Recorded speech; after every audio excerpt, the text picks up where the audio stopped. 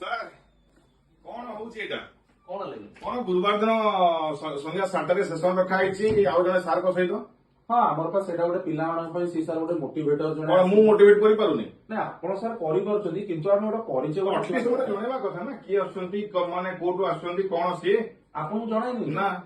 ଆଉ ମତେ କୁହାଯାଇଛି ଡୁଏଲ ତାଙ୍କ ସହିତ ନେବା ପାଇଁ ମୁଁ କାହିଁକି ନେବି ସାର୍ ଯଦି ସେ ଆସୁଛନ୍ତି ସେ ନିଅନ୍ତୁ। ନାଇଁ ସାର୍ ଶୁଣନ୍ତୁ ଆପଣ କିଛି ବ୍ୟସ୍ତ ହବାର କିଛି ନାହିଁ ଗୋଟେ ଦିନ ଆମେ ଦେଖିବା କିଏ ସାର୍ ସେ ଟିଚର ଆସୁଛନ୍ତି ମୁଁ ତ ବି ସାର୍ ନିଜେ ବି ଜାଣିନି ତ ଆପଣ ଟିକେ ସେ ସସ୍ପେନ୍ସ ଟା ସାର୍ ଆମର ରହୁ କିଏ ଆସୁଛନ୍ତି କଣ ଆପଣ ଦେଖନ୍ତୁ ଆପଣ ସାର୍ ଏତେ ଦିନ ଏତେ ବର୍ଷର experience you are the best ଆପଣଙ୍କର ମନ ସାର୍ କିଛି ଖରାପ ନାଇଁ ସାର୍ ମୁଁ ବେଷ୍ଟ ବୋଲି କହୁନି ମତେ କାହିଁ ଜଣା ହଉନି।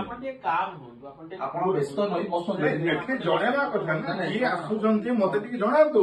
ଆପଣଙ୍କୁ ସାର୍ ଜଣା ହବ କିନ୍ତୁ ଆପଣଙ୍କୁ ଟିକେ 48 ଘଣ୍ଟା ପିଲାଙ୍କ ଭଳିଆ ଅପେକ୍ଷା କରିବାକୁ ପଡିବ। ଗୁରୁବାର ଦିନ ସନ୍ଧ୍ୟା 7ଟାରୁ 9ଟା ପିଙ୍କୁ ସାର୍ଙ୍କ ସହିତ ଜଣେ ବହୁତ ବଡ ମୋଟିଭେଟର ଆସୁଛନ୍ତି ବେଦାନ୍ତ କ୍ଲାସେସ୍। ଆପଣ ବି ରହିବେ ଆପଣ ବି ରହିବେ କିଛି ବ୍ୟସ୍ତ ହୁଅନ୍ତୁ ମତେ ଇନଫର୍ମେସନ କାହିଁକି ଦିଆ ହଉନି? ନାଇଁ ଆପଣଙ୍କୁ ଦିଆ ହେଇନି ସାର୍ ଦିଆ ହବ ପିଲାମାନେ ବି ସେଦିନ ଗୁରୁବାର କେତେଟା ବେଳେ ସାର୍ ସନ୍ଧ୍ୟା 7ଟା ବେଳେ ସମସ୍ତେ ବେଦାନ୍ତ କ୍ଲାସେସ୍ ରେ ଇଂଲିଶ କ୍ଲାସ ପାଇଁ ଜଏନ କରିବେ ବ୍ୟସ୍ତ ହୁଅନ୍ତୁନି ସାର୍ ରାଗିଛନ୍ତି ଗୁରୁବାର ପର୍ଯ୍ୟନ୍ତ ଆପଣ ମାନେ ଅପେକ୍ଷା କରନ୍ତୁ ଗୁରୁବାର ସନ୍ଧ୍ୟା 7ଟା ବେଦାନ୍ତ କ୍ଲାସେସ୍ ୟୁଟ୍ୟୁବ ଚ୍ୟାନେଲ।